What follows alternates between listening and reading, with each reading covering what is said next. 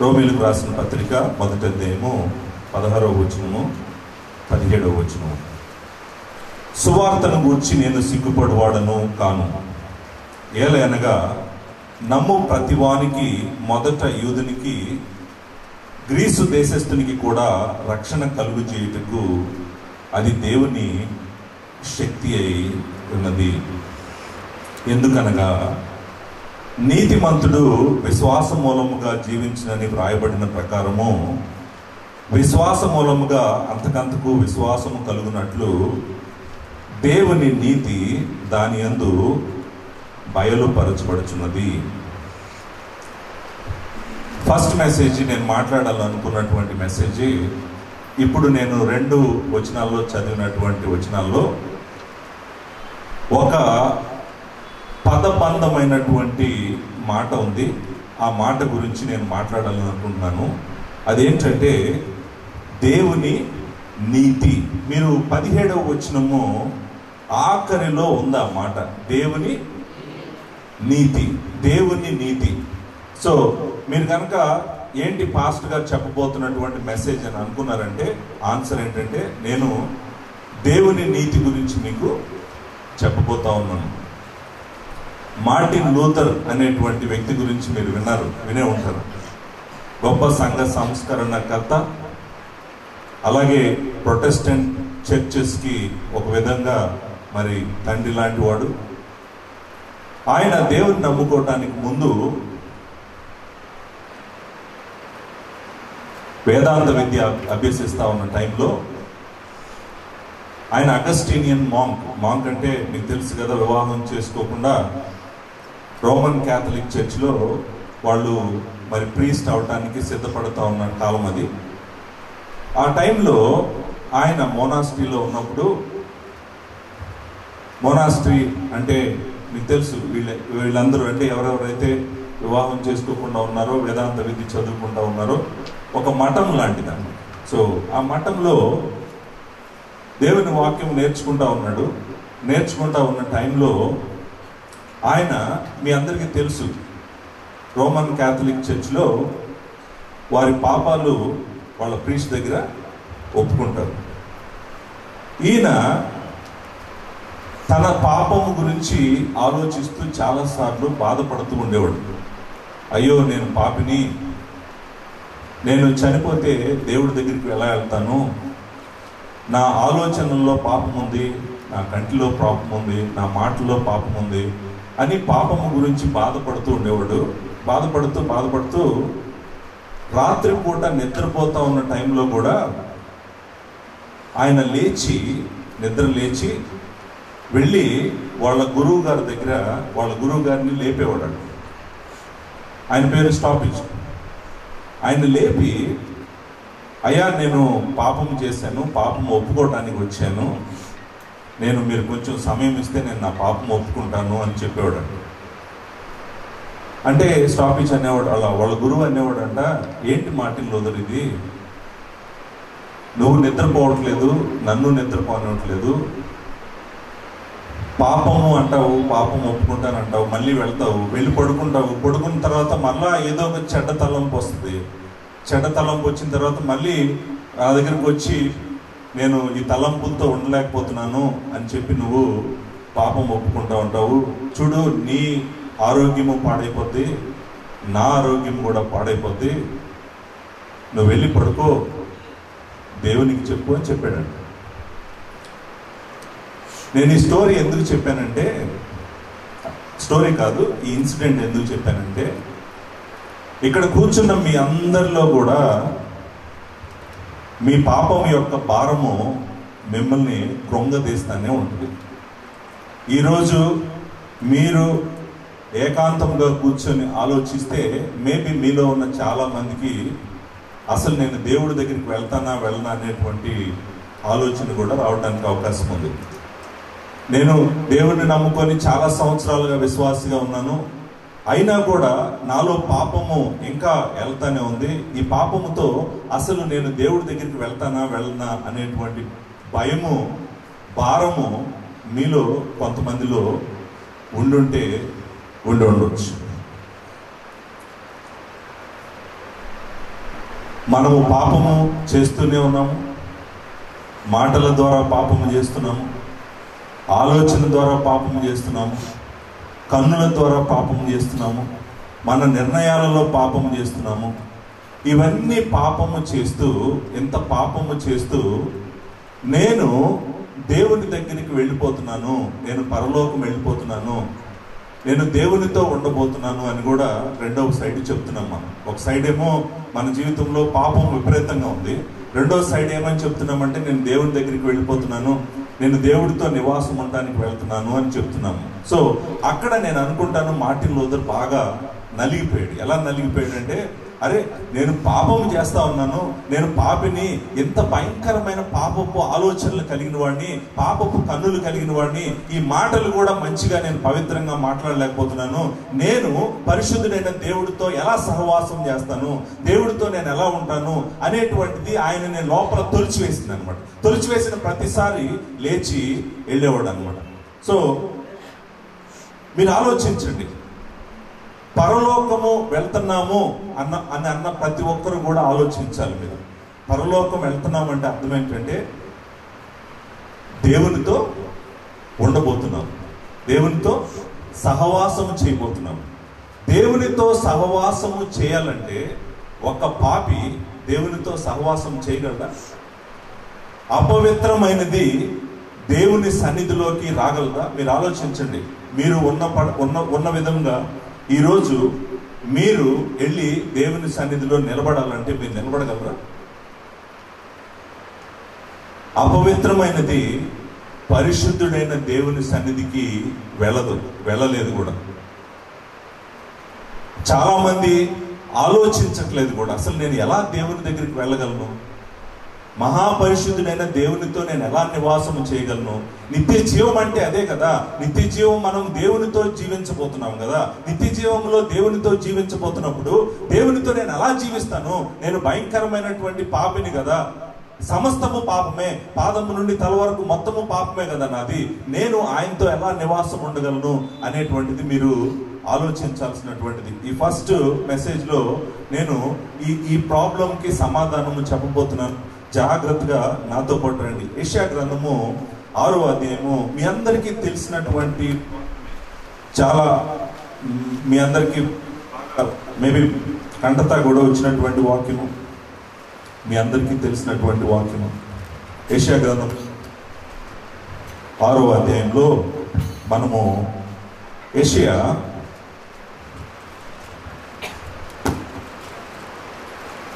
6వ అధ్యాయంలో యెషయా పరిశుద్ధుడైన దేవుణ్ణి చూస్తాడు.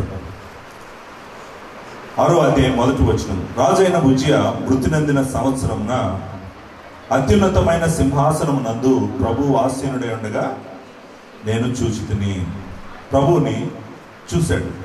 ఎవరు? యెషయా. ఆయన చొక్కా అంచులు దేవాలయము నిండుకొనెను, ఆయనకు పైగా శరాపులు నిలిచి ఉండిరి. ఒక్కొక్కరికి 6 రెక్కలుండెను. ప్రతివాడు రెక్కలతో తన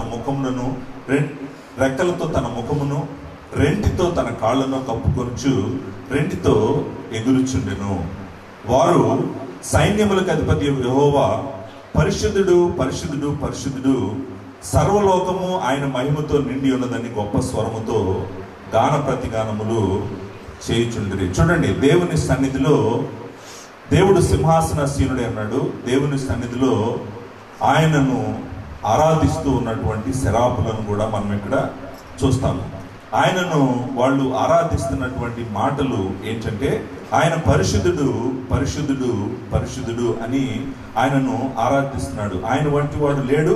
ఆయనలో ఏ విధమైనటువంటి మరి చీకటి కానీ దోషము కానీ లేదు. ఆయన పవిత్రుడు. పరిశుద్ధుడు అనేటువంటి మాటకు అర్థము ఆయన వంటి వాడు లేడని, అంతేకాదు ఆయనలో ఏ విధమైనటువంటి అపవిత్రత లేదని. పరిశుద్ధుడు, పరిశుద్ధుడు అని చెప్తూ వాళ్ళు చెప్తా ఉన్న టైంలో ఏం జరిగిందో చూడండి. యెషయా చూశాడు దేవుణ్ణి. 5వ వచనంలో అంటాడు, అయ్యో నేను అపవిత్రమైన పెదవులు గలవాడును, అపవిత్రమైన పెదవులు గల జనుల మధ్యన నేను నివసించువాడును, నేను నశించి తిని, రాజును సైన్యములకు అధిపతి యెహోవాను నేను కనులారా సూచితను అనుకుంటున్నాను. చూడండి, మీరు జాగ్రత్తగా గమనించండి. ఇక్కడ ఏం జరిగిందంటే యెషయా దేవుణ్ణి చూశాడు. దేవుణ్ణి చూసినప్పుడు యెషయా యొక్క స్పందన ఏంటంటే, మొట్టమొదటి స్పందన ఏంటంటే, యెషయాకి తను అపవిత్రుడినని అర్థమైంది. నేను పరిశుద్ధుడిని కాదని, నేను అపవిత్రమైన పెదవులు గలవాడుని అన్నాడు కదండి. అపవిత్రుడిని అని తెలిసిపోయింది. అంతేకాదు, అపవిత్రమైన పదవులు గల జనుల మధ్య నేను నివసించున్నాను అన్నాడు. అంటే అర్థమేంటి? పరిశుద్ధుడైన దేవుణ్ణి ఆయన చూసినప్పుడు ఆయనకు ఏమర్థమైందంటే నేను అపవిత్రుడిని అని అర్థమైంది. మీకు ఒక విషయం చెప్తాను. ఇశ్రాయేలు దేశం అంతట్లో, ఇశ్రాయేలీలందరిలో దేవుడు ఏర్పరచుకున్నటువంటి ప్రవక్త అయిన, నిజానికి ఇశ్రాయేలీలందరిలో నీతిమంతుడు ఎవరైనా ఉన్నాడంటే యెషయా. ఇశ్రాయేలీలందరిలో నీతిమంతుడు ఏమంటున్నాడు దేవుణ్ణి చూసిన రోజు? అయ్యో నేను అపవిత్రమైన పెదవులు కలవాడును, అయ్యో నేను అపవిత్రుడను, అపవిత్రమైనటువంటి మనుషుల మధ్యలో నివసిస్తున్నాను అని తన పాపము, పరిశుద్ధుడైన దేవుడిని చూసిన రోజు తన పాపము తనకు కనపడింది. అంతేకాదు, ఇంకొక మాట కూడా అన్నాడు. ఏమన్నాడు? నేను నశించితిని అన్నాడు. నేను నశించితిని అంటే అర్థం ఏంటో తెలుసా అండి? నేను నశించితిని అంటే ఆయన ఏమన్నాడంటే, నా తల నా భుజం మీద ఉండట్లేదు, నా చేతులు అర్థం కాని మాట. ఈ 2 వచనాల్లో ఆయనకు అర్థం కాని మాట ఏంటంటే దేవుని నీతి. దేవుని నీతి. ఈ దేవుని నీతి అనేటువంటిది ఇంగ్లీష్లో మనం రైచియస్నెస్ ఆఫ్ గాడ్ అంటాము. రైచియస్నెస్ ఆఫ్ గాడ్ అంటాము.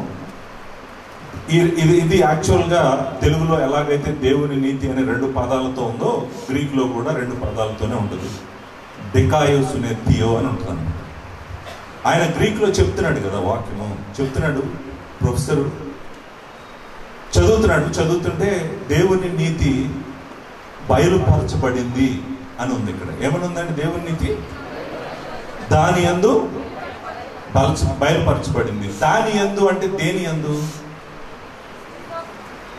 దాని యందు అనే మాట ఉంది కదండి. దాని యందు అనగానే మనం వెంటనే ఆలోచిస్తాం. దాని యందు అంటే దేని యందు బయలుపరచబడింది.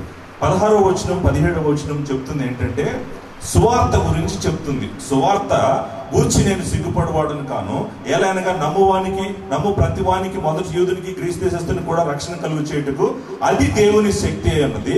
అది దేవుని శక్తి మాత్రమే కాదంట, దాంట్లోనంట, దాని యందంట దేవుని నీతి బయలుపరచబడుతుందంట. సో అంటే దేంట్లో దేవుని నీతి బయలుపరచబడుతుంది?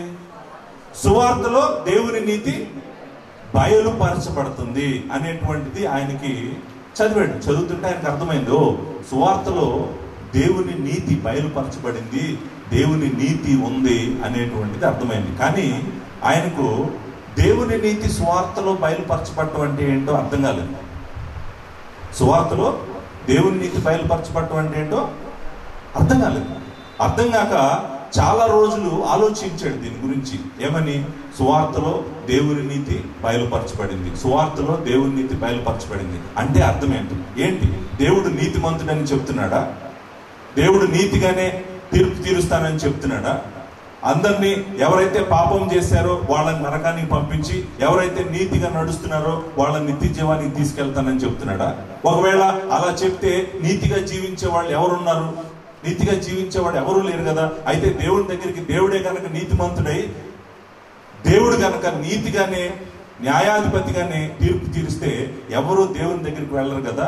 దేవుని నీతి సువార్తలో బయలుపరచబడటం అంటే ఏంటి అని ఆలోచించినప్పుడు ఆయనకి ఒకరోజు దేవుని నీతి అనేటువంటి మాటకి, ఆ పదాలకు అర్థం తెలిసినప్పుడు మార్టిన్ లూథర్ ఏమన్నాడంటే, నాకు పరలోకానికి ద్వారాలు తెరవబడినాయి అన్నాడు. అంటే అర్థం ఏంటంటే, నిజానికి ఆయన చెప్తున్నటువంటి మాట ఏంటంటే, ఆ రోజు ఆయన దేవుణ్ణి నమ్ముకున్నాడు. ఆ రోజు ఆయన దేవుణ్ణి నమ్ముకున్నాడు. ఏ రోజు దేవుణ్ణి నమ్ముకున్నాడు? ఏ రోజైతే ఆయనకు దేవుని నీతి సువార్తలో దొరుకుతుంది అని ఆయనకు అర్థమైందో ఆ రోజు ఆయన దేవుణ్ణి నమ్ముకున్నాడు. చూడండి, పాపులమైన మనకు, యెషయా మొదలుకొని మీరు, నేను, మనందరము పాపులమే. పాపులమైన మనము ఎప్పటికీ దేవునితో నివాసము చేయలేము, నివాసం ఉండలేము, దేవుని దగ్గరికి వెళ్ళలేము. దేవునితో మనము నివాసము చేయలేమని, దేవునితో మనం ఉండలేమని దేవుడికి తెలుసు. దేవుని దగ్గరికి వెళ్ళాలని, దేవునితో నిత్య జీవంలో ఉండాలని చాలా మంది ప్రయత్నం చేస్తున్నారు. వాళ్ళు చేసే ప్రయత్నం అంతా కూడా ఏంటంటే క్రియల ద్వారా దేవుని దగ్గరికి వెళ్ళాలనే ప్రయత్నం చేస్తున్నారు. మంచి కార్యాలు చేసి, పుణ్య కార్యాలు చేసి దేవుని దగ్గరికి వెళ్ళాలనే ప్రయత్నం చేస్తున్నారు. కానీ మీరు గుర్తుపెట్టుకోండి, మనము చేసేటువంటి మంచి కార్యములన్నీ కూడా దేవుని దృష్టిలో మురికి గుడ్డలు లాంటివి అన్నమాట. మనము ఏ మంచి చేయలేము, మనలో నీతిమంతులం లేవు, మనమందరము పాపులమే, మనం ఎవ్వరము కూడా దేవుని దగ్గరికి వెళ్ళలేము. మరి అయితే ఎలా మరి దేవుడితో మనం నివాసం ఉండగలం? మనం అందరం పాపులం కదా, ఆయన నీతిమంతుడు, ఆయన పరిశుద్ధుడు, ఆయనతో మనం నివాసం ఉండలేము కదా. ఎలా మరి దేవుని దగ్గరికి మనం వెళ్ళగలమంటే ఆయన నీతిని ఇవ్వటానికి ఆయనే మన దగ్గరికి వచ్చాడంట. ఆయన నీతిని మనకి ఇవ్వటానికి ఆయనే మన దగ్గరికి వచ్చాడట. మనల్ని వెతుక్కుంటూ ఆ పరిశుద్ధుడైన దేవుడు తన నీతిని మనకు ఇవ్వటానికి ఆయనే భూమి మీదకి వచ్చాడంట. సువార్తలో ప్రాముఖ్యంగా మనము చెప్పాల్సింది మనిషి గురించి కాదు, సువార్తలో మనము చెప్పాల్సింది దేవుని గురించి చెప్పాలి, దేవుడు ఏం చేశాడో చెప్పాలి. అందుకే సువార్తకు ఒక మంచి పేరుంది. రోమీయులకు రాసిన పత్రిక 1వ అధ్యాయం 2వ వచనంలో దేవుని సువార్త అనేటువంటి పేరుంది. It is the gospel of God, it is about God. దేవుడు ఏం చేశాడు, దేవుడు ఎవరు అని చెప్పేటువంటిదే సువార్త. మీరు కిందకు వస్తే 10వ వచనంలో ఆయన కుమారుని గూర్చినటువంటి సువార్త అనేటువంటి మాటను చూస్తాం. అంటే అర్థం ఏంటంటే ఈ సువార్త ఎవరి గురించి? దేవుని గురించి. ఈ సువార్త ఎవరి గురించి? దేవుని కుమారుడు గురించి. ఏంటి సువార్త? సువార్తలో ఈయన చెప్తున్నాడు, ఏమని చెప్తున్నాడు అంటే పౌలు, సువార్తలో దేవుని నీతి బయలుపరచబడుతుంది అన్నాడు. బయలుపరచబడటం అంటే ఏంటి? బయలుపరచబడటం అంటే ఏంటి? బయటికి కనిపిస్తుంది. బయలుపరచబడను, దానికి ఆపోజిట్ కన్సీలింగ్ అంటాం కదా, రివీలింగ్. అంటే సువార్త మనం ప్రకటించిన ప్రతిసారి కూడా, సువార్త చెప్పిన ప్రతిసారి కూడా మనము ప్రకటించాల్సింది ఏంటంటే, బయట మనుషులకు చూపించాల్సింది ఏంటంటే, వారికి చెప్పాల్సింది ఏంటంటే, ఇదిగో దేవుడే తన నీతిని నీకు ఇవ్వటానికి వస్తున్నాడు, తన నీతిని దేవుడే నీకు ఇస్తున్నాడు అనేటువంటిది మనము దేవుని నీతి అనేటువంటి మాటకు అర్థం అనమాట. దేవుని కుమారుడి యొక్క నీతి, దేవుని యొక్క నీతి, నీతిమంతుడైన దేవుడు, పరిశుద్ధుడైన దేవుడు మనకు తన నీతిని ఇవ్వాలని తన కుమారుడే మన కోసము వచ్చాడనమాట. చూడండి, ఎవరికైతే దేవుని నీతి కావాలో, దేవుని నీతి అవసరం ఉందో, వాళ్ళు దేవుని నీతిని ప్రభువా నువ్వు నాకు ఇవ్వు అని అడిగితే వాళ్లకు ప్రభువు దేవుని నీతి ఇవ్వటానికి సిద్ధంగా ఉన్నాడు అనమాట. ప్రభువా నేను పాపిని, నేనేమి చేయలేను ప్రభువా, నీ నీతి నాకు కావాలి ప్రభువా, నీ కుమారుని నీతిని నాకు దయచేయ ప్రభువా అని ఎవరైతే అడుగుతారో వారికి దేవుడు తన నీతిని దయచేయటానికి సిద్ధంగా ఉన్నాడు అనమాట. అది దేవుడు ఇచ్చేటువంటి నీతి అన్నది మార్టిన్ లూథర్కి అర్థమైన రోజు ఆయన ఏమన్నాడో తెలుసా? ప్రభువా నేను పాపిని, నేను నీతిమంతుడు కాదు, నాకు ఆ నీతి నువ్వు దయచేయి, నీ కుమారుని యొక్క నీతిని నాకు ఇవ్వు, నీ కుమారుని యొక్క నీతిని నేను తీసుకొని నేను నీతిమంతుడుగా నీతిమంతురాలుగా తీర్చబడి నీ దగ్గరికి అయితే రాగలను. నా అంతటి నేనైతే రాలేను. నువ్వు ఇచ్చే నీతిని నేను తీసుకొని నీ వల్ల నేను నీతిమంతుడిగా తీర్చబడి, నీతిమంతురాలుగా తీర్చబడి నేనైతే నీ దగ్గరికి రాగలను, లేకపోతే నేను రాలేను అని ఎవరైతే అడుగుతారో వాళ్లను దేవుడు నీతిమంతుడిగా తీరుస్తానని తన వాక్యంలో వాగ్దానం ఇచ్చాడు. సువార్తలో ఇది చాలా ప్రాముఖ్యమైనటువంటిది. సువార్తలో పాపులను ఉచితముగా దేవుడు నీతిమంతులుగా తీరుస్తున్నాడు. సువార్తకు కోరిది అంటే ఒక పాపి, అయ్యా నేను పాపిని, నేను చనిపోతే నరకానికి వెళ్ళిపోతాను, నేను నీ దగ్గరికి రాలేను అని ఎవరైతే పశ్చాత్తాపంతో ఆయన వైపు తిరిగి ఆయన సహాయాన్ని కోరుతారో దేవుడు తన కుమారుని యొక్క నీతిని వాళ్ళకిచ్చి వాళ్లను నీతిమంతులుగా తీరుస్తాడు అనేటువంటిది సువార్తకు గుండెకాయ లాంటిది అనమాట. సువార్తకు గుండెకాయ లాంటిది. ఒక భక్తుడు ఈ మాట అంటాడు, ఏమంటాడంటే, పాపులను దేవుడు నీతిమంతులుగా చేస్తున్నాడు అనేటువంటిది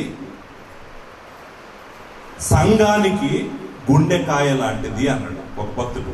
చాలా ఇంపార్టెంట్ మాట, మీరు జాగ్రత్తగా వినండి.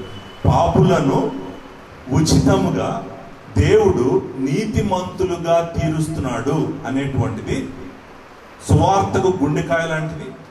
అంతేకాదు సంఘము ఈ సత్యము మీద నిలబడనన్నా నిలబడుతుందంట, లేకపోతే కుప్పగూలిపోనన్నా కుప్పగూలిపోతుందంట. సో అంటే చూడండి, ఇక్కడ కూర్చున్న మీరు అందరూ ఎంతమంది ఉంటే అంతమంది, మీ అందరూ కూడా ఎవరు నిత్య జీవం వెళ్ళాలన్నా కూడా మీరు నీతిమంతుడిగా నీతిమంతురాలుగా తీర్చబడితేనే మీరు వెళ్తారు, లేకపోతే మీరు పరలోకం వెళ్ళరు.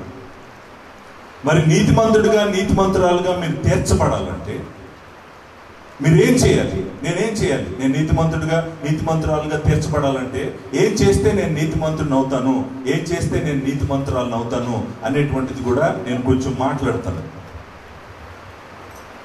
ఇక్కడ ఆయన చెప్పినటువంటి మాట ఏంటంటే, సువార్తలో అంట దేవుని యొక్క నీతి బయలుపరచబడుతుంది. అంటే దేవుడు తన నీతిని పాపులకు ఇస్తున్నాడట. సువార్తలో మనం ప్రకటించాల్సిందంటే ఏంటంటే, ఇదిగో దేవుడు తన నీతిని, దేవుని నీతిని సువార్తలో పాపులకు ఇస్తున్నాడు అనేటువంటిదే సువార్త యొక్క ప్రాముఖ్యమైనటువంటి మెసేజ్ అనమాట. మీరు జాగ్రత్తగా నేను చూపించడానికి ప్రయత్నం చేస్తాను. ఇప్పుడు నేను దేవుని నీతి అనేటువంటి మాటే ఇప్పటి వరకు మాట్లాడిన తర్వాత నిజంగా దేవుని నీతి నాకు అవసరమా? దేవుడు తన కుమారుడిలో ఇచ్చేటువంటి నీతి నాకు అవసరమా? నేను దేవుని నీతి లేకుండా నేను పరలోకం వెళ్ళనా? ఆన్సర్ ఏంటో తెలుసా అండి? మీరు దేవుని నీతి లేకపోతే మీరు పరలోకము వెళ్ళరు. దేవుని నీతి జీసస్ క్రైస్ట్లో మాత్రమే దొరుకుతుంది, యేసుక్రీస్తు ప్రభులో మాత్రమే దొరుకుతుంది. దేవుని నీతి దేవుడు ఉచితంగానే ఇస్తున్నాడు. మీరు దానికోసం ఏమీ చేయలేరు, మీరు సంపాదించలేరు, దాన్ని ఉచితంగా ఇస్తున్నాడు. అది ఎవరిలో దొరుకుతుంది? యేసుక్రీస్తులో మాత్రమే దొరుకుతుంది. దాన్ని నేను పొందాలంటే ఏం చేయాలి? నేనేమీ చేయలేను. ఉచితంగా దేవుడు మనలను నీతిమంతులుగా తీరుస్తాడంట. నువ్వు చేయాల్సిందంతా ఒకటే, అదేంటంటే పశ్చాత్తాపంతో విశ్వాసం ఉంచటమే. దేవుని కుమారుని యందు పశ్చాత్తాపంతో నువ్వు విశ్వాసం ఉంచితే గనక నువ్వు నీతిమంతుడిగా తీర్చబడతావు. నేను ఈ దేవుని నీతి ఎలా మనం పొందుకోవాలో కూడా నేను చూపిస్తాను.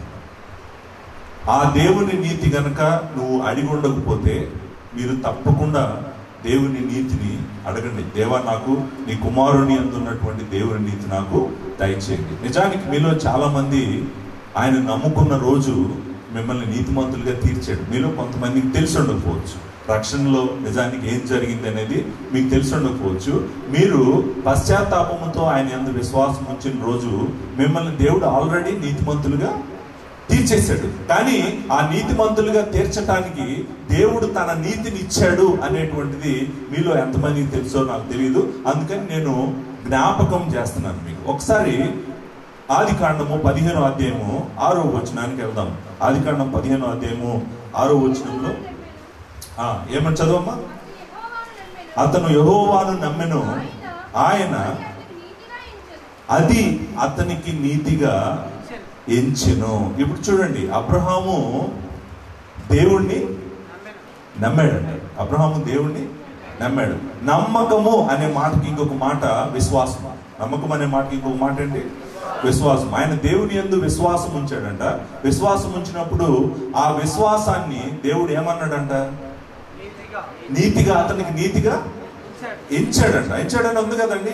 ఇప్పుడు మీరు జాగ్రత్తగా చదివారనుకోండి, వచ్చిన 15వ అధ్యాయం 6వ వచనంలో ఏమనుందంటే అది అనే మాట ఉంది కదండి. అది అంటే ఏంటది?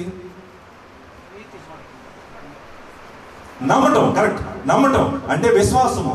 ఎప్పుడైతే అబ్రహాము దేవుణ్ణి నమ్మాడో, ఎప్పుడైతే దేవుని యందు విశ్వాసం ఉంచాడో, దేవుడు ఏం చేశాడంట? ఆ విశ్వాసాన్ని అతనికి నీతిగా ఇచ్చాడంట. అంటే అర్థం ఏంటి? ఎలా అబ్రహాము నీతిమంతుడు అయ్యాడు? నీతిమంతుడు అవటానికి అబ్రహాము చేసింది ఏంటి? అబ్రహాం ఏం చేయలేదు. అబ్రహాం ఏం చేశాడో తెలుసా? అబ్రహాము, ప్రభువా నీ మాటను నమ్ముతున్నాను, నీ మాట కన్నా ముందు నిన్ను నమ్ముతున్నాను, నువ్వు చెప్పిందంతా నమ్ముతున్నాను, నీ కార్యం అంతా నమ్ముతున్నాను, నిన్ను పూర్తిగా నమ్ముతున్నానని ఏ రోజైతే అబ్రహాం అన్నాడో, దేవుడు ఏం చేశాడంటే ఆ నమ్మకాన్ని, ఆ విశ్వాసాన్ని దేవుడు అతనికి నీతిగా ఇచ్చాడు. దేవుడు నీతిగా ఇచ్చాడంట. అంటే ఆయన అకౌంట్ లో నువ్వు నీతిమంతుడు అని ఆయనకు డిక్లేర్ చేశాడంట, ప్రకటించాడు. ఆయన నీతిమంతుడు అనేటువంటిది మనము చూస్తాము. రోమీయులకు రాసిన పత్రికలోని మనం తిరిగి వద్దాం. తిరిగి వచ్చి మనము ఈ దేవుని నీతి అనేటువంటి ఈ పదబంధాన్ని అర్థం చేసుకోవడానికి ప్రయత్నం చేద్దాం. రోమీయులకు రాసిన పత్రిక 3వ అధ్యాయము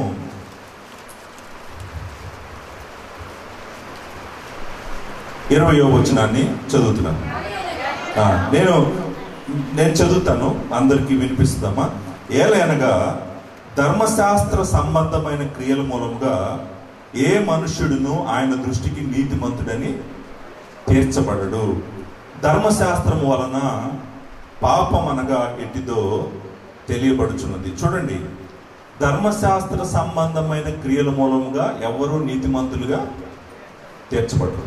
నీతిమంతుడు కావాలంటే, నువ్వు దేవుని నీతిని నువ్వు పొందాలంటే, నువ్వు ధర్మశాస్త్ర క్రియలు చేస్తే నువ్వు పొందలేవు. ధర్మశాస్త్రం నిన్ను నీతిమంతుడిగా చేయలేదు.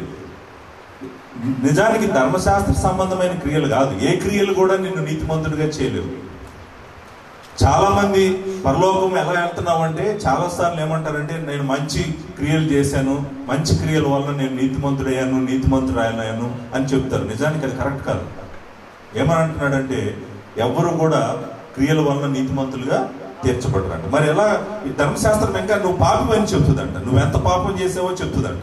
21వ వచనం, ఇట్లుండగా ధర్మశాస్త్రం నాకు వేరుగా దేవుని నీతి బయలుపరచబడుచున్నది. చూడండి, మరలా చెప్తున్నాడు, అదే చెప్తున్నాడు. ఏంటంటే, ధర్మశాస్త్రంలో దేవుని నీతి లేదు, ధర్మశాస్త్రానికి వేరుగా ఉందంట, వేరుగా బయలుపరచబడుతుందంట. వేరుగా దేవుని నీతిని బయలుపరుస్తున్నాడు అన్నాడంట. మరి ధర్మశాస్త్రంలో దేవుని నీతి లేదు, ఎక్కడుంది మరి ధర్మశాస్త్రంలో లేకపోతే దేవుని నీతి? ఇక్కడ ఇంకొక మాట కూడా అన్నాడు, దానికి అంటే దేవుని నీతికి ధర్మశాస్త్రము ప్రవక్తలు సాక్ష్యం ఇస్తున్నారంట. అంటే అర్థం ఏంటి? ధర్మశాస్త్రంలో లేదంట, ధర్మశాస్త్రము ప్రవక్తలు దేవుని నీతి గురించి సాక్ష్యం ఇస్తున్నారంట. అంటే ఏంటి? ధర్మశాస్త్రము ప్రవక్తలు అంటే దగ్గర మొత్తం పాత నిబంధన గ్రంథం అంతా కూడా.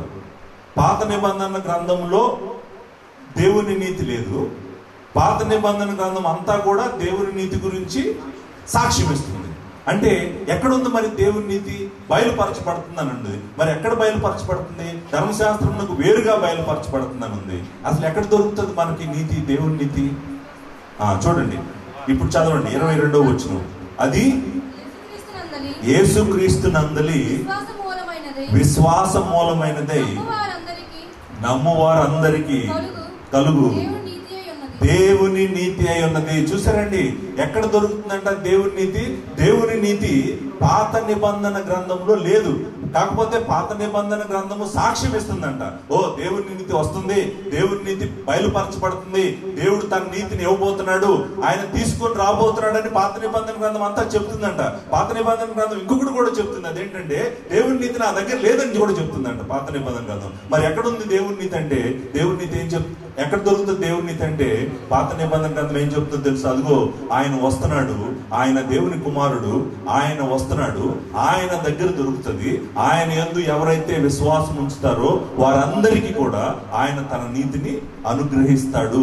22వ వచనం మీరు చదివారు కదండి. అది అంటే ఆ దేవుని నీతి, అది యేసుక్రీస్తునందలి విశ్వాస మూలమైనది, నమ్ము వారందరికీ కలుగు దేవుని నీతి. చూడండి, విశ్వాసము నమ్మటము పక్కనే ఉన్నాయి. మీరు చూసారా లేదా? ఆ వచనంలో పక్కనే ఉన్నాయి కదండి. అంటే అర్థం ఏంటి? ఎలా వస్తుంది ఆ దేవుని నీతి మనకి? నమ్మటం ద్వారా, విశ్వాసము ద్వారా. ఎవరి దగ్గర ఉందంట? అది యేసుక్రీస్తు నందలి అనే మాట ఉంది కదా, ఇన్ జీసస్ క్రైస్ట్. ఆయనలో మాత్రమే ఉంది దేవుని నీతి. ఆయన ఒక్కడే దేవుని నీతి ఇవ్వగలడు. ఆయన అందలి దేవుని నీతిని మనము పొందగలమంట. ఎలా పొందగలమంటే కేవలము విశ్వాసము ద్వారా, నమ్మటం ద్వారా, మనము ఆ దేవుని నీతి పొందగలం. మీరు జాగ్రత్తగా చూడండి. అంటే యేసు ప్రభు గురించి చెప్పేదంతా కూడా కొత్త నిబంధన కదా. కొత్త నిబంధన అంతా కూడా ప్రభు గురించి పాత నిబంధన సాక్ష్యం ఇస్తుంది. కరెక్ట్. ధర్మశాస్త్రం ప్రభు గురించి సాక్ష్యం ఇస్తుంది, ప్రవక్తలందరూ ప్రభు గురించి సాక్ష్యం ఇస్తున్నారు. ఆయన ప్రభు కూడా చెప్పాడు, మీరు మోషే నుంచి, కీర్తనల నుంచి, ప్రవక్తల దగ్గర నుంచి అందరూ నా గురించి సాక్ష్యం ఇస్తున్నారు అని ప్రభు కూడా చెప్పాడు. సో ఇప్పుడు కొత్త నిబంధన అంతా కూడా మన ప్రభు గురించి చెప్తుంది, పాత నిబంధన అంతా కూడా ప్రభు గురించి సాక్ష్యం ఇస్తుంది. ఇంతకీ కొత్త నిబంధన అంతా చెప్పేది ఏంటో చెప్పమంటారా? పరిశుద్ధుడైన దేవుడు, నీతిమంతుడైన దేవుడు నీ రూపము దాల్చి, నా రూపము దాల్చి వచ్చి నీ కొరకు మరణించి తన నీతిని నీకు ఇస్తున్నాడు. తన నీతిని నువ్వు పొందుకోవాలి. నీకు దేవుని నీతి కావాలి. ఆ దేవుని నీతిని దేవుని కుమారుడిలో ఉచితముగా మనకు కేవలము విశ్వాసము ద్వారా మాత్రమే దేవుడు అనుగ్రహిస్తున్నాడు. ఆ విశ్వాసము ఉంచావంటే దేవుడు నీకు తన నీతిని నీకు అనుగ్రహిస్తాడు. ప్రభువా, నేను నీ కుమారుడిని నమ్ముకుంటున్నాను, ఆయన సిలువను నమ్ముతున్నాను, సిలువలో నా స్థానంలో నిలబడి ఆయన మరణించాడని నేను నమ్ముతున్నాను, నేను పొందవలసిన ఉగ్రత ఆయన పొందాడని నమ్ముతున్నాను. అయ్యా, నేను తీసుకోవాల్సినటువంటి ఆ ఉగ్రత పాత్రను ఆయన తీసుకున్నాడు, నేను నీ నుంచి వేరైపోవాల్సింది ఆయన నా స్థానంలో వేరైపోయాడు. ప్రభువా, నీ కుమారుడిని నేను నమ్ముతున్నాను ప్రభువా, నీ కుమారుడు నీతిమంతుడు ప్రభువా, నీ కుమారుడు పరిశుద్ధుడు ప్రభువా, ఆయన నీతి, ఆయన పరిశుద్ధత నాకు కావాలి ప్రభువా. దేవా, దేవుడు అయిన నువ్వు నీ నీతిని నాకు ఇవ్వటానికి, పాపినైనా నాకు నీ నీతిని ఇవ్వటానికి వచ్చావు ప్రభువా. ఆ నీతి నాకు కావాలని ఎవరైతే విశ్వాసంతో అడుగుతారో వాళ్లకు, అబ్రహాముకి ఎలాగైతే దేవుడు విశ్వాసాన్ని నీతిగా ఇచ్చాడో, ఎవరెవరైతే మనం కూడా విశ్వాసంతో దేవుణ్ణి అడిగితే అంట మనకు కూడా దాన్ని నీతిగా ఎంచుతాడండి. ఇప్పుడు చూడండి, ఎవరికి కావాలి దేవుని నీతి? ఎవరికి అవసరం దేవుని నీతి అండి? ఎవరికి అవసరం? భూమి మీద ఉన్న సమస్త జనులకు దేవుని నీతి అవసరం. అందుకే 23వ వచనంలో ఒక చక్కటి మాట అంటాడు. ఏమంటాడు? ఏ భేదము లేదు, అందరూ పాపము చేసి దేవుడు అనుగ్రహించు మహిమను పొందలేకపోతున్నాను. ఈ వచనం ఏం చెప్తుందో తెలుసా? ఎవరైనా కూడా నాకు దేవుని నీతి వద్దు అంటారేమో. మీకు వద్దు అంటే కనుక నీకు ప్రాబ్లము. ఎందుకంటే పాపము చేయని వాడు ఎవడు లేడు, అందరూ పాపము చేసి దేవుడు మహిమను పొందలేకపోతున్నారు. ఇదిగో దేవుని నీతి నీకు అందుబాటులోకి వచ్చింది. నువ్వు అందుబాటులో ఉన్నటువంటి దేవుని నీతిని నువ్వు తీసుకో. ఎందుకు తీసుకోవాలంటే నువ్వు పాపివి, దేవుని నీతి లేకుండా నువ్వు దేవుడి దగ్గరికి వెళ్ళలేవు, దేవునితో నివాసం చేయలేవు. ఆయన నీతిమంతుడు, పరిశుద్ధుడు, ఆయన నీతి నీకు అవసరము అని చెప్పి అందరినీ పిలుస్తుంది. 23వ వచనం ఏమో తెలుసా? అందరూ పాపం చేశారు కాబట్టి అందరికీ దేవుని నీతి అవసరం. 24వ వచనం, కాబట్టి నమ్మువారు ఆయన కృపచేతనే యేసుక్రీస్తునందలి విమోచన ద్వారా ఉచితముగా నీతిమంతులని తీర్చబడుచున్నారు. చూసారండి, మనము చేసింది ఏమీ లేదండి, మొత్తము ఆయన కృపే చేసిందంట. మొత్తము యేసుక్రీస్తు ప్రభువే చేశాడంట. ఆయన విమోచన ద్వారానే మనమందరము ఉచితముగా నీతిమంతులమని తీర్చబడుతున్నామని. చూసారండి, ఎవరికైతే దేవుని నీతి పొందుకుంటారో, ఎవరైతే దేవుని నీతి పొందుకుంటారో వాళ్ళందరూ నీతిమంతులుగా తీర్చబడతారు. దేవుని కుమారుని యొక్క నీతి ఎవరైతే పొందుకుంటారో వాళ్ళందరినీ కూడా దేవుడు ఏమంటున్నాడంటే, నేను వాళ్ళని నీతిమంతులుగా తీరుస్తాను. నీతిమంతులుగా ఒక పాపి, చూడండి, మనమందరము పాపులమే. మనము గనక నీతిమంతులముగా తీర్చబడకపోతే మనము దేవునితో నివాసం చేయలేము, దేవునితో ఉండలేము. ఏ రోజైతే మార్టిన్ లూథర్కి అర్థమైందో, ఓ దేవుని నీతి, దేవుడు ఉచితముగా తన కృప చొప్పున ఆయన కుమారుల్లో నాకు, పాపినైన నాకు, భయంకరమైన పాపినైన నాకు అనుగ్రహిస్తున్నాడని అర్థమైందో, ఆ రోజు ఏమన్నాడంటే, పరలోకమునకు ద్వారములు తెరవబడి అన్నాడు. నేను దేవుడిని నమ్ముకున్నాను అన్నాడు. చూడండి, సువార్తలో మనం ప్రకటించాల్సింది ఇదే. మనం ప్రకటించాల్సింది ఏంటంటే, అందరూ పాపం చేశారు, అందరూ పాపులే, అందరూ నరకానికి యోగ్యులే, ఎవ్వరూ దేవుడితో నడవట్లేదు, అందరినీ దేవుడిని విడిచిపెట్టారు. మరి అలాంటి పాపులను రక్షించడానికి దేవుడే వచ్చాడు. రావటమే కాదు, ఆయన నీతిని మనకు అనుగ్రహిస్తున్నాడు. ఆయన నీతిని మనకి ఇవ్వటమే కాదు, మనల్ని నీతిమంతులుగా చేస్తున్నాడు, నీతిమంతులుగా తీర్చుచున్నాడు. ఆ మాట ఉంది కదండి, తీర్చబడుచున్నాం అన్నది. వీఆర్ బీయింగ్ జస్టిఫైడ్ అంటే అర్థం ఏంటంటే దేవుడు ఏమంటున్నాడు తెలుసా అండి? డానియల్ సూర్య అనేటువంటి వ్యక్తి పాపి అని నాకు తెలుసు, భయంకరమైన పాపి అని నాకు తెలుసు. అయినా కూడా ఈ డానియల్ సూర్య అనే వ్యక్తి ఏం చేశాడో తెలుసా? నా కుమారుడి దగ్గరికి వచ్చాడు, నా కుమారుని యొక్క శిలువ దగ్గరికి వచ్చాడు, కృప కోసం అడిగి ఉచితంగా, అయ్యా నాకు నీ కుమారుడు కావాలి, ఆయనలో ఉన్న దేవుని నీతి కావాలి, ఆ నీతి గురించి పాత నిబంధన గ్రంథం అంతా సాక్ష్యం ఇస్తుందని నేను చదివాను, ప్రభువా నీ కుమారుని యందు నీతి నాకు దయచేయి ప్రభువా అని డానియల్ సూర్య నన్ను అడిగాడు. కాబట్టి నేను ఈ రోజు డానియల్ సూర్య అనేటువంటి ఈయన్ని నీతిమంతుడిగా ప్రకటిస్తున్నాను అని చెప్పి దేవుడు చెప్తున్నాడండి. అలా మనమందరము నీతిమంతులుగా కనుక ప్రకటించబడకపోతే మనము దేవుని దగ్గరికి వెళ్ళలేమండి. నీతిమంతుడు ఒక్కడు లేడు, 3వ అధ్యాయం 11వ వచనం ఉంది కదండి. నీతిమంతుడు లేడు, ఒక్కడు లేడు, గ్రహించువాడు ఎవడు లేడు, దేవుడిని వెతుకువాడు ఎవడు లేడు. చూడండి, మీరు ఈ రోజు కనుక మీరు ఉన్న ఫలంగా దేవుని నీతిని పొందకుండా, నీతిమంతులుగా తీర్చబడకుండా చనిపోతే కనుక మీరు నిత్యము దేవునికి వేరైపోతారు. మీరు దేవునితో నివాసం ఉండలేరు, దేవుని సన్నిధికి రాలేరు. దేవుని నీతి లేకుండా ఏ నరుడు దేవుని సన్నిధిలో నిలబడలేడు. నీతిమంతుడిగా నీతిమంతురాలుగా తీర్చబడకుండా ఏ నరుడు దేవుని సన్నిధిలో నిలబడలేడు. కాబట్టి మీకు దేవుని నీతి అవసరము, దేవుని నీతి మీకు కావాలి. 4వ అధ్యాయము, మీరు కిందకి రండి, కిందకు వస్తే 4వ అధ్యాయము మనము ఈ మాట చదువుతాము. 4వ అధ్యాయం 3వ వచనంలో ఏమని చెప్తున్నాడు చూడండి. 4వ అధ్యాయం నిజానికి ఇంట్రెస్టింగ్ ఏంటంటే అబ్రహాం ఎలా దేవుడిని నమ్ముకున్నాడో చెప్తున్నాడు. 4వ అధ్యాయంలో 4వ అధ్యాయం మొదటి 8 వచనాల్లో అబ్రహాం ఎలా దేవుడిని నమ్ముకున్నాడు, దావీదు దేవుడిని ఎలా నమ్ముకున్నాడు. ఇద్దరిని తీసుకొచ్చాడు, అబ్రహాముని దావీదుని. అబ్రహాము ఎలా దేవుడిని నమ్ముకున్నాడు? అబ్రహాం క్రియల వల్ల దేవుడిని నమ్ముకున్నాడా? కాదు. దావీదు క్రియల వల్ల దేవుని నమ్ముకున్నాడా? కాదు. ఆ మాట ప్రూవ్ చేయడం కోసం 4వ అధ్యాయంలో ఈ మాట అంటాడు. కాబట్టి శరీర విషయమై మన మూల పురుషుడిగా అబ్రహాంకి ఏమి దొరికినందుము అబ్రహాము క్రియల మూలముగా నీతిమంతుడిని తీర్చబడిన అతనికి అతిశయ కారణం కలుగును గాని అది దేవుని ఎదుట కలగదు. లేఖనమేమి చెప్పుచున్నది? అబ్రహాము దేవుని నమ్మెను, అది అతనికి నీతిగా ఎంచబడింది. ఎక్కడి నుంచి వచ్చిందండి వచనము? ఆదికాండము 15వ అధ్యాయము 6వ వచనం. ఎగ్జాక్ట్ గా వచనాన్ని తీసుకొచ్చాడు. పాలు తీసుకొచ్చి ఏమన్నాడంటే మనమందరము దేవుని నీతిని పొందటం కాదు, అబ్రహాం కూడా అలానే దేవుని నీతిని పొందాడని చెప్తున్నాడు. అబ్రహాం కూడా అలానే నీతిమంతుడిగా తీర్చబడ్డాడు అని చెప్తున్నాడు అన్నమాట. అంటే 4వ వచనం చూడండి, పని చేయవానికి జీతం రుణమే గాని దానమని ఎంచబడదు. నెలంతా నేను పనిచేసిన తర్వాత 30వ తారీఖు నాడు ఇదిగో గిఫ్ట్ అని ఎవరన్నా నన్ను అంటే నాకు కోపం వస్తుంది. ఎందుకంటే నేను కష్టపడ్డాను కాబట్టి నాకు శాలరీ ఇవ్వాలి, గిఫ్ట్ ఇవ్వకూడదు. కానీ దేవుని నీతి శాలరీ కాదు, దేవుని నీతి గిఫ్ట్. దేవుని నీతి ఉచితంగా దేవుడు ఇస్తున్నటువంటి గిఫ్ట్ అంట. పని చేయక, 4వ వచనం 5వ వచనం దయచేసి మీరు అండర్లైన్ చేసుకోండి. పని చేయక భక్తిహీనుని నీతిమంతునిగా తీర్చువాని యందు విశ్వాసం ఉంచువానికి వాని విశ్వాసము నీతిగా ఎంచబడును. చూసాడండి, నీతిమంతుడుగా మనల్ని ఎంచుతాడంట దేవుడు. ఏ రోజైతే నువ్వు దేవుని యొక్క నీతిని కావాలన్నా, నువ్వు పాపివని నువ్వు పశ్చాత్తాపంతో విశ్వాసంతో ఆయన వైపు తిరిగితే దేవుడు నిన్ను రక్షిస్తాడని దేవుని వాక్యము సెలవిస్తుంది. ఇశ్రాయేలీలు మాకు దేవుని నీతి వద్దన్నారు. ఏమన్నారు ఇశ్రాయేలీలు? మాకేమొద్దన్నారు? దేవుని నీతి వద్దన్నారు. మీలో ఎవరైనా వద్దంటారా దేవుని నీతిని? దేవుని నీతిని వద్దన్నారు అనుకోండి, మరి మీరు ఎలా రక్షించబడతారు? ఇశ్రాయేలీలు వద్దన్నారంట, మాకు దేవుని నీతి వద్దు, మా క్రియల ద్వారా మేము పరలోకం వెళ్తాం అన్నారంట. వెళ్తామంటే దేవుడు ఏమన్నాడు? అయితే మీ క్రియల ద్వారానే మీరు పరలోకం వెళ్ళండి అన్నాడు.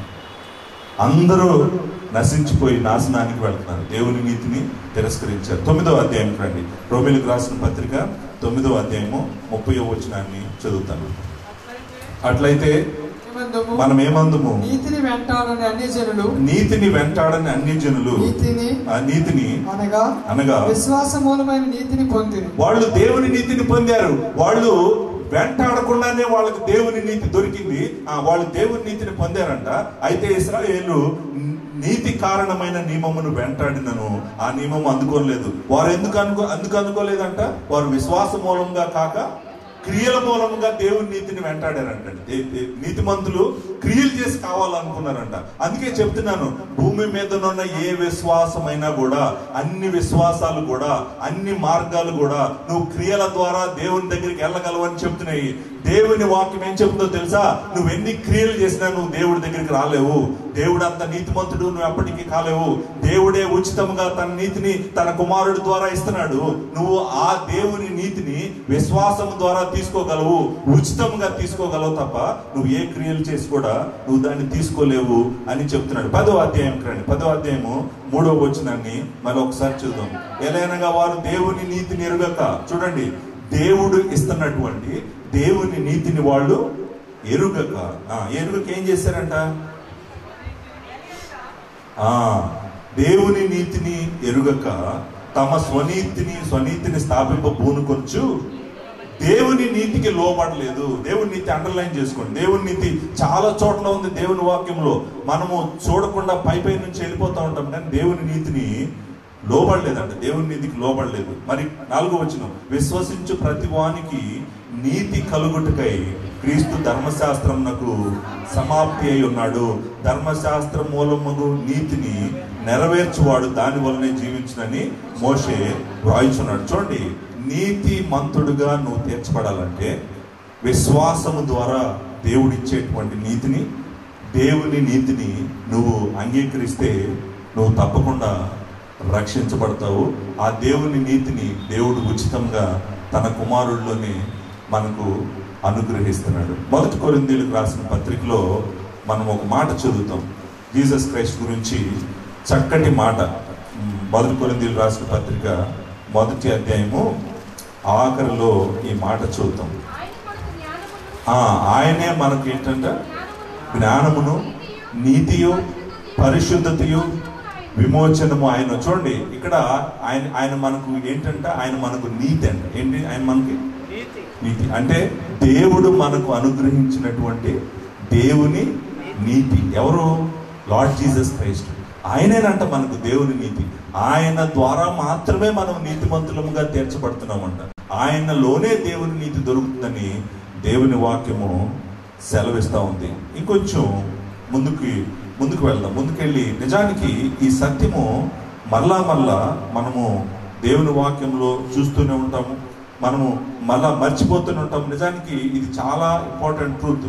మీరు ఫిలిప్పీలకు రాసిన పత్రికకు రండి. ఫిలిప్పీలకు రాసిన పత్రికలో తన సాక్ష్యమును చెప్తాడు. ఎవరు? పౌలు తన సాక్ష్యమును చెప్తూ ఈ మాటలు రాశాడండి. ఫిలిప్పీలకు రాసిన పత్రిక 3వ అధ్యాయము 8వ వచనాన్ని చదువుతున్నాను. నేను చదువుతాను. 7వ వచనం, అయినను ఏవేవి నాకు లాభకరమైండనో వాటిని క్రీస్తు నిమిత్తం నష్టముగా ఎంచుకుంటుంది. నిశ్చయముగా నా ప్రభు అయిన యేసుక్రీస్తుని గూర్చిన అతి శ్రేష్టమైన జ్ఞానము నిమిత్తము సమస్తము నష్టముగా ఎంచుకొంచున్నాను. ఇక్కడ చూడండి 9వ వచనం జాగ్రత్తగా. క్రీస్తును సంపాదించుకొని ధర్మశాస్త్ర మూలమైన నా నీతిని కాక క్రీస్తునందలి విశ్వాసం వలనైన నీతి, అనగా విశ్వాసమును బట్టి దేవుడు అనుగ్రహించు నీతి గలవాడనై ఆయన యందు అగుపడు నిమిత్తము. ఇక్కడ మీరు చూశారండి, ఆయన ఏమంటాడు? నా నీతిని కాదు, మరి ఎవరి నీతి కావాలంటే ఈయనకి? క్రీస్తునందలి విశ్వాస మూలముల వలనైన నీతి, అనగా విశ్వాసమును బట్టి దేవుడు అనుగ్రహించు నీతి గలవాడని. దేవుడు అనుగ్రహించే నీతిని మనము దేవుని నీతి అంటాం. ఆ దేవుని నీతిని నేను పొందుకోవాలని, దేవుని నీతి క్రీస్తులో దొరుకుతుందని నేను ఆయనను వెంబడిస్తా ఉన్నాను. నాకు ఆయనే కావాలి, ఆ నీతే కావాలి, ధర్మశాస్త్ర సంబంధమైన నీతి నాకు అక్కర్లేదు అని చెప్పి క్రీస్తును వెంటాడినట్టుగా మనము చూస్తాం అన్నమాట. గలతీయులకు రాసిన పత్రిక 2వ అధ్యాయము 16వ వచనాన్ని చూద్దాం. 16వ వచనము, మనము జన్మ వలన యూదులమే కానీ నేను చదువుతాను అన్య జనులలో చేరిన పాపులము కాము. మనుషుడు యేసుక్రీస్తునందలి విశ్వాసం వలనే గాని ధర్మశాస్త్ర సంబంధమైన క్రియల మూలమున నీతిమంతుడుగా తీర్చబడ్డని ఎరిగి మనమును ధర్మశాస్త్ర సంబంధమైన క్రియల మూలంగా కాక క్రీస్తునందలి విశ్వాసము వలనే నీతిమంతులమని తీర్చబడుటకై యేసుక్రీస్తునందు విశ్వాసం ఉంచి ఉన్నాము. ధర్మశాస్త్ర సంబంధమైన క్రియల మూలముగా ఏ శరీరియు నీతిమంతుడని తీర్చబడడు. చూడండి, క్రీస్తునందలి విశ్వాసం మూలముగానే మనమందరము కూడా నీతిమంతులముగా తీర్చబడుతున్నాము. ఆయనే మనకు తన నీతిని అనుగ్రహిస్తున్నాడు. ఎవరికైతే తన నీతి దొరుకుతుందో వారు నీతిమంతులుగా తీర్చబడతారు. ఎవరైతే నీతిమంతులుగా తీర్చబడతారో వాళ్ళు దేవుడు ఉచితంగా ఇచ్చిన నీతిని తీసుకొని దేవుని దగ్గరికి వెళ్తారు, దేవునితో నివాసము ఉంటారు. పేతురు రాసిన 2వ పత్రికలో ఒక మాట ఉందన్నమాట. 2వ పత్రిక మొదటి అధ్యాయం మొదట్లో ఈ మాట చదువుతాం. పేతురు రాసిన 2వ పత్రిక మొదటి అధ్యాయము మొదటి వచనం చదువుతాం. యేసుక్రీస్తు దాసుడును అపోస్తుడైన సిమోను పేతురు మన దేవుని యొక్కయు రక్షకుడైన యేసుక్రీస్తు యొక్కయు నీతిని బట్టి అని ఉంది. దేన్ని బట్టి? ఎవరి నీతిని బట్టి? ఇప్పుడు అక్కడ నిజానికి టెక్స్ట్ లో ఏముందో తెలుసా అండి? మన దేవుడును అని ఉండాలి, దేవుని యొక్కయు కాదు. మన దేవుడును రక్షకుడైన యేసుక్రీస్తు యొక్క నీతిని బట్టి అని ఉండాలన్నమాట. సో అంటే ఈ నీతి ఎవరిలో ఉంది? ఈ నీతి యేసుక్రీస్తులో ఉంది. మన రక్షకుడు, మన దేవుడు మనకిస్తున్నటువంటి నీతి కాబట్టి మన రక్షకుని నీతి, లేకపోతే మన దేవుని నీతి. మన రక్షకుని నీతి, మన దేవుని నీతి మనకు కలిగితే కనుక మనము నీతిమంతులముగా తీర్చబడతాము. నీతిమంతులముగా తీర్చబడినప్పుడు మనల్ని దేవుడు నీతిమంతుడనే అంటాడు. ఒక్కసారి మనల్ని దేవుడు నీతిమంతుడని తీర్చిన తర్వాత మనల్ని ఇంకా ఎవ్వరు కూడా మరలా నువ్వు పాపివని చెప్పే అధికారం ఎవ్వరికీ లేదు, దుష్టుడికి లేదు, ఎవ్వరికి లేదు. ఆయన యందు ఉన్న వారికి ఏ శిక్ష, ఏ విధి లేదు. మనము దేవుడితో సమాధానం పరచబడాలంటే మనము నీతిమంతులముగా తీర్చబడాలి. దేవుడిని నమ్ముకున్న బిడ్డలు ఒక్కసారి దేవుని యందు విశ్వాసం ఉంచి దేవుని కుమారుడి దగ్గరికి వచ్చిన బిడ్డల్ని దేవుడు తన నీతినిచ్చి, తన కుమారుని యొక్క నీతినిచ్చి మనల్ని నీతిమంతులని దేవుడు తీరుస్తాడు. మనల్ని దేవుడు నీతిమంతులు అని తీర్చిన తర్వాత మనల్ని ఇంకా ఎవ్వరు కూడా నీతిమంతులు కాదు అని అనడానికి అవకాశము లేదు. చూడండి ఎంత నిశ్చయత కలుగుతుందో చూడండి మన రక్షణ గురించి. నేను పాపిని, నేను భయంకరమైన పాపిని. నా కన్నులు పాపముతో నిండున్నాయి, నా పెదవులు పాపముతో నిండున్నాయి, నా ఆలోచనలు పాపముతో నిండున్నాయి, నా జీవితం పాపంతో నిండుంది. కానీ నేను పాపినని తెలిసి, నేను పరిశుద్ధుడైన దేవుడితో నివాసం ఉండలేనని తెలిసి నా మీద దేవుడు కనికరించి తన కుమారుణ్ణి భూమి మీదకి నా రూపంలో తీసుకుని వచ్చి నా పాపమంతా ఆయన మీద వేసి ఆయన నీతిని నాకు అనుగ్రహించాడు. చూడండి ఏం జరిగింది అనుకున్నారు? సిలువలో నా పాపం ఆయన మీదకి తీసుకున్నాడు. మనం ఆయన నమ్ముకుంటున్న ప్రతిసారి ఆయన నీతిని మనకు అనుగ్రహిస్తున్నాడు. సో మన పాపం ఆయన మీదకు తీసుకొని ఆయన నీతిని మనకిచ్చింది దేవుని యొక్క కుమారుడు. కాబట్టి మనము జీసస్ క్రైస్ట్ని ఎంతో ప్రేమించాలి. ఎందుకంటే మన రక్షణ ఆయనలోనే ఉంది. మన రక్షకుడు ఆయనే, మన దేవుడు ఆయనే, మనకు సమస్తము ఆయనే. చాలా మంచి వచనం ఒకటి ఉంది దేవుని వాక్యంలో. 2 కొరింథీయులకు రాసిన పత్రిక 5వ అధ్యాయము 21వ వచనాన్ని ఒకసారి చూద్దాం. ఎందుకనగా మనము ఆయన యందు దేవుని నీతి అగునట్లు, మనము ఆయన యందు దేవుని నీతి అగునట్లు పాపమెరుగని ఆయనను మన కోసము పాపముగా చేసిన. జాగ్రత్తగా మీరు వినండి ఒక్కొక్క మాట. ఎందుకనగా అంటే నిజంగా దేవుడు మనతో ఎలా సమాధానం పరిచాడు, ఆయనతో మనల్ని ఎలా సమాధానం పరిచాడు అంటే మనం ఆయన యందు ఏమవ్వాలి? అందరూ చెప్పండి, ఏమవ్వాలి? మనము దేవుని నీతి అవ్వాలంట. మనం ఏమవ్వాలి? మనము దేవుని నీతి అగునట్లు పాపమెరుగని ఆయనను మన కోసము పాపముగా చేసిన. చూసారా? అంటే అర్థం ఏంటి? మన పాపమంతా ఆయన మీదకు తీసుకొని ఆయన నీతిని మనకు దేవుని కుమారుడు అనుగ్రహించాడంట. ఆ నీతితో కప్పబడితే ఆ నీతిని నువ్వు కలిగి ఉంటే నువ్వు నీతిమంతుడు అవుతావు, నువ్వు నీతిమంతురాలు అవుతావు. తప్పకుండా నువ్వు నిత్య జీవానికి వెళ్తావు. నువ్వు ఏ రోజు కూడా బాధపడుతూ అయ్యో నేను రాలేను నీ దగ్గరికి, నేను రాలేను అని ఎవరి దగ్గరికో వెళ్ళి నీ పాపం ఒప్పుకుంటూ నువ్వు తిరగాల్సిన అవసరం లేదు. దేవుడు ఒక్కసారి తన నీతినిచ్చి, తన కుమారుని యొక్క నీతినిచ్చి నువ్వు నీతిమంతుడు, నీతిమంతురాలని చెప్తే నువ్వు నీతిమంతుడు, నీతిమంతురాలు. నువ్వు చనిపోయినా నువ్వు దేవుని సన్నిధిలో నిలబడటానికి ఆయన నీకు కృప అనుగ్రహిస్తాడు. పునరుద్ధానంలో నిన్ను లేపుతాడు, లేపి తన సన్నిధికి నిన్ను తీసుకొని వెళ్తాడు. ఆయన నీతి నువ్వు కలిగి ఉన్నావు కాబట్టి నువ్వు ఎప్పటికీ ఆయన నీతిలో ఆయనతో నీతితో నిత్యత్వంలో నువ్వు సంతోషంగా మనము నివాసము ఉండబోతా ఉన్నాము.